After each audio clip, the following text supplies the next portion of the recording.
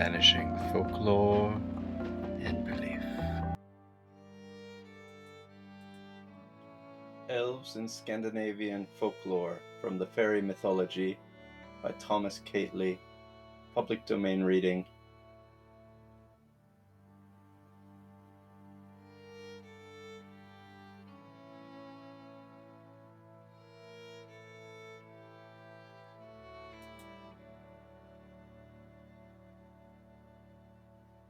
Elves in Scandinavia. Say, knowest thou the elves' gay and joyous race? The banks of streams are their home. They spin of the moonshine their holiday dress with their lily-white hands, frolicsome. The Alfar still live in the memory and traditions of the peasantry of Scandinavia. They also, to a certain extent, retain their distinction into white and black. The former, or the good elves, dwell in the air, dance on the grass, or sit in the leaves of the tree. The latter, or the evil elves, are regarded as an underground people who frequently inflict sickness or injury on mankind, for which there is a particular type of doctor called a klokkaman, who is to be met with in all parts of the country. The elves are believed to have their kings and to celebrate their weddings and their banquets, just the same as dwellers above ground. There is an interesting and intermediate class of them in popular tradition called hill people or hogfolk, who are believed to dwell in caves and small hills. When they show themselves, they have a handsome human form. The common people seem to connect with them, a deep feeling of melancholy, as if bewailing a half-quenched hope of redemption. There are only a few old persons now who can tell anything more about them than the sweet singing that they may occasionally hear on summer nights. When one stands still and listens, or, as it is expressed in the ballads, lays his ear to the elve hill, laga sitt ora till elve hog. But no one must be so cruel as, by the slightest word, to destroy old people's hopes of salvation, for then the sprightly music will be turned into weeping and lamentation.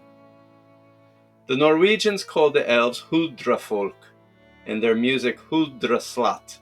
It is in the minor key and of a dull and mournful sound. The mountaineers sometimes play it and pretend they have learned it by listening to the underground people among the hills and rocks.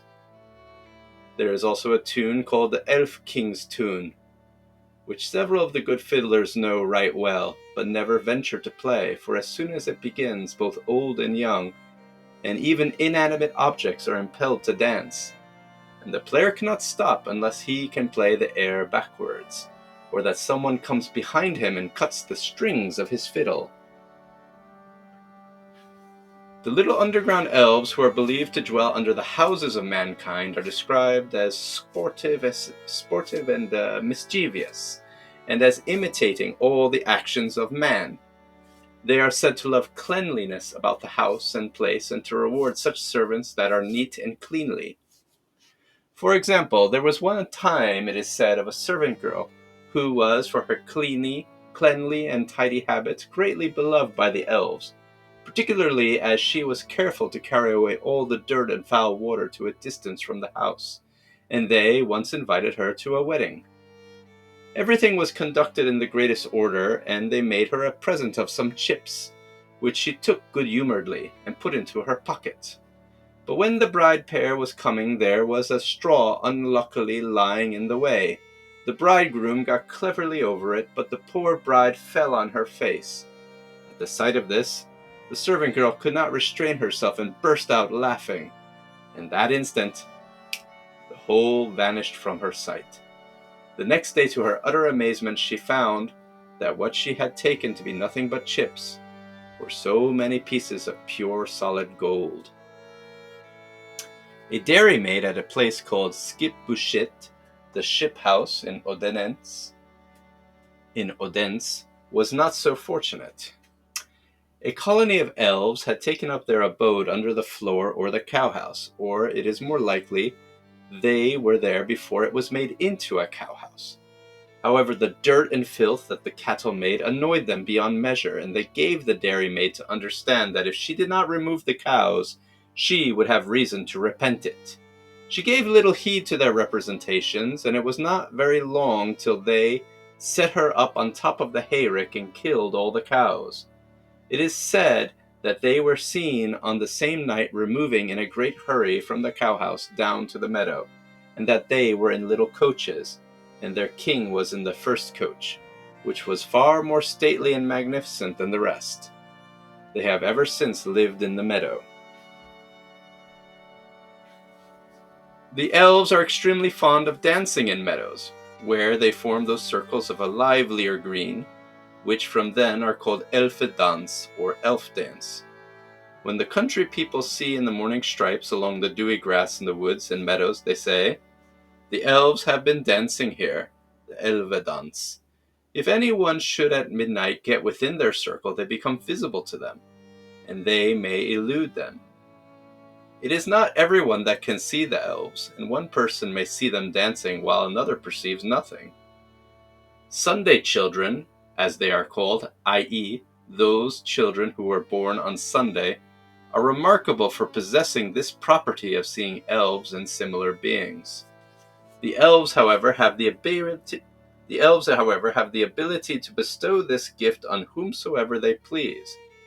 People also used to speak of elven books, which they gave to those whom they loved, and which enabled them to foretell future events. The elves often sit in little stones that are of a circular form, and are called elf mills or elf cornor. The sound of their voice is said to be sweet and soft like the air. The Danish peasantry give the following accounts of the Elle folk, or Elve people.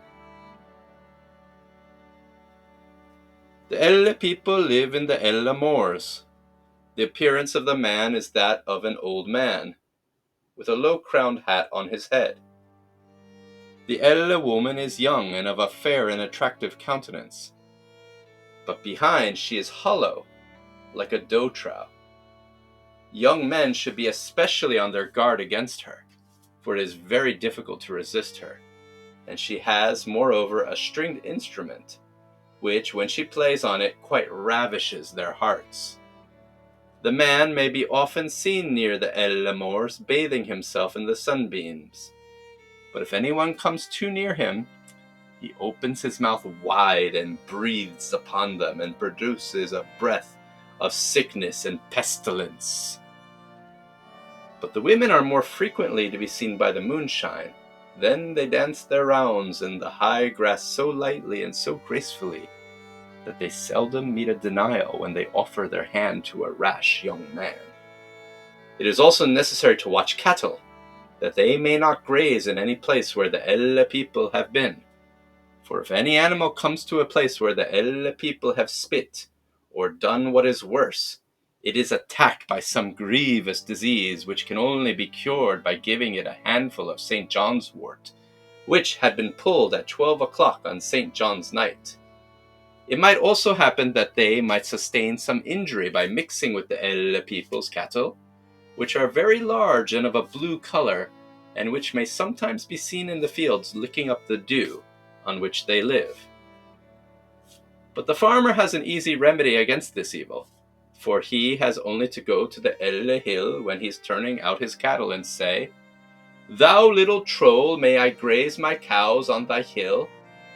And if he is prohibited, he may set his mind at rest.